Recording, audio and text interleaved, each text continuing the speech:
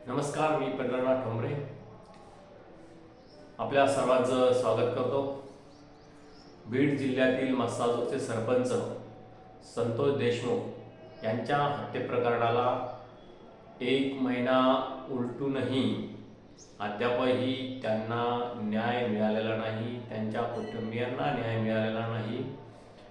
गेल्या अनेक दिवसापासून यातील आरोपी पकडण्यासाठी वेळ काढूपणा केल्याचं आपल्याला निदर्शनास येते। त्यानंतरही काही आरोपी प्लॅनिंगना अटक झाले, पोलिसांना शरण आले। त्यामुळे गृह खात्यावर पोलीस तपासावर प्रश्नचिन्ह निर्माण झाल्याचं आपल्याला पाहावयास मिळतं। या प्रकरणात संतोष देशमुख यांचे बंधू धनंजय देशमुख यांनी आक्रमक पवित्रा घेतला असून आम्हाला न्याय मिळाला नाही तर मी टावरवर जाऊन आंदोलन करील असा एक इशारा त्यांनी दिलेला आहे। आणि त्यामुळे संपूर्ण मस्साजोगचे ग्रामस्थही आक्रमक झाल्याचे आपल्याला पाहावयास मिळते। संपूर्ण महाराष्ट्रातही समाज आक्रमक झाला असून यामध्ये काही आरोपींना पाठीशी घातलं जातंय का असा आरोपही एक सर्वसामान्यातून होत आहे। मस्साजोगचे सरपंच देशमुख यांचं अपहरण करून अत्यंत क्रूरपणे ही हत्या करण्यात आलेली होती। त्यामुळे संपूर्ण महाराष्ट्र हळहळला। या संतोष देशमुख यांच्या कुटुंबियांना न्याय मिळावा म्हणून अनेक भागात मोठमोठे मोर्चे काढण्यात आले। बीड, परभणी, पुणे, नागपूर, जालना अशा अनेक भागात हे मोर्चे झाले। आणि यापुढेही जोपर्यंत संतोष देशमुख यांच्या कुटुंबियांना न्याय मिळत नाही तोपर्यंत समाज माघारी येणार नाही, माघार घेणार नाही। सर्वच्या सर्व आरोपींना फाशीची शिक्षा झाली पाहिजे अशी मागणी समाजाकडून करण्यात आलेली आहे। मात्र यामध्ये राज्य शासनाने केवळ 8 आरोपींना मोका लावला, मात्र जो मुख्य आरोपी आहे कराड यावर मोका लागलेला गेला नसल्यामुळे संतोष देशमुख यांचे बंधू धनंजय मुंडे हे भयभीत झाले आहे। त्यांनी यातील आरोपी काही बाहेर येऊन माझीही हत्या करू शकतात एवढा दबाव असल्याचं माध्यमाशी बोलून दाखवलेलं आहे।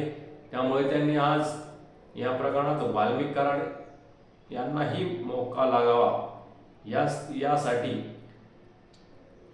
येथे या गावातील मोबाईल टावरवरती चढून राज्य शासनाच्या विरोधात, पोलीस यंत्रणेच्या विरोधात आंदोलन करण्याचा इशारा दिला आहे। आणि उद्यापासून मकर संक्रांतीपासून येथील ग्रामस्थांनीही आंदोलन करण्याचा इशारा दिलेला आहे।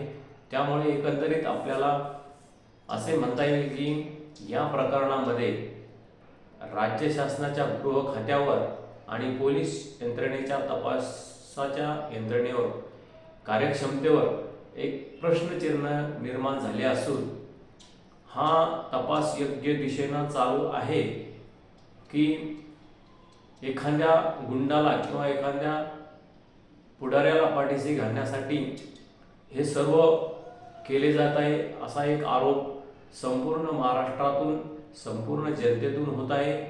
यातील मुख्य आरोपी जो आहे वाल्मिक कराड याच्यावर तात्काळ मोका लावावा आणि सर्व आरोपींना फाशीची शिक्षा द्यावी अशी मागणी समाजाकडून आहे। त्यासाठी गृहमंत्री देवेंद्र फडणवीस यांनी पुढाकार घेऊन या प्रकरणात योग्य तो तपास करावा, अन्यथा हे प्रकरण आणखीन चिघळण्याची शक्यता आहे। आणि त्यामध्ये काही प्रमाणात राजकारण केले जात असून ओबीसी विरोधात मराठा असा एक त्याला वेगळं वळण लावण्याचाही प्रयत्न होत आहे, तो कुठेतरी थांबला पाहिजे. आणि जो अन्यायग्रस्त आहे, जे अन्यायग्रस्त कुटुंब आहे, त्यांना राज्य शासनाने न्याय दिला पाहिजे. आणि तेव्हाच राज्यातील कायदे व्यवस्था ही अबाधित राहील. अन्यथा हे प्रकरण चिघळण्याची शक्यता जास्त निर्माण झालेली आहे. आणि त्यासाठीचे जे मोर्चे राज्यभरातून निघत आहेत तेही असेच सुरू राहतील असं एकंदरीत दिसतं. आणि या प्रकरणात राष्ट्रवादीचे मंत्री धनंजय मुंडे यांच्याही राजीनाम्याची मागणी केलेली आहे. त्यांनी ही नैतिकता सांभाळून नैतिकतेने आपल्या पदाचा राजीनामा द्यावा अशी मागणी होत आहे. तेव्हाच या तपास यंत्रणाही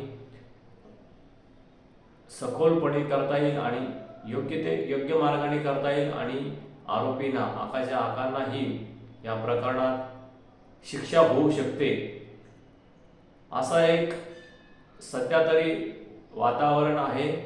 आणि त्यामुळे या प्रकरणात कोणालाही पाठीशी न घालता हे प्रकरण मार्गी लागावं आणि महाराष्ट्राची कायदा सुव्यवस्था त्यामुळे अबाधित राहील यासाठी देवेंद्र फडणवीस गृहमंत्री यांनी पुढाकार घेऊन तात्काळ या प्रकरणामध्ये योग्य ते पाऊल उचलावे अशी मागणी सर्वसामान्य नागरिकातून होत आहे. तुम्हीही तुमच्या कॉमेंट्स नक्की कळवा. गृह खात्याचा योग्य तपास सुरू आहे का, यामध्ये राजकारण केलं जातंय का, आणि मयत संतोष देशमुख यांच्या कुटुंबियांना न्याय कधी मिळणार आणि त्यास विलंब का होतोय यावर नक्कीच कॉमेंट्समधून आपली प्रतिक्रिया अपेक्षित आहे. आणि आपलं चॅनल नक्कीच वेगवेगळ्या घडामोडीवर विश्लेषण ऐकण्यासाठी सबस्क्राईब करा आणि शेअर करा आणि तुमची प्रतिक्रिया कळवा. धन्यवाद. थांबतो.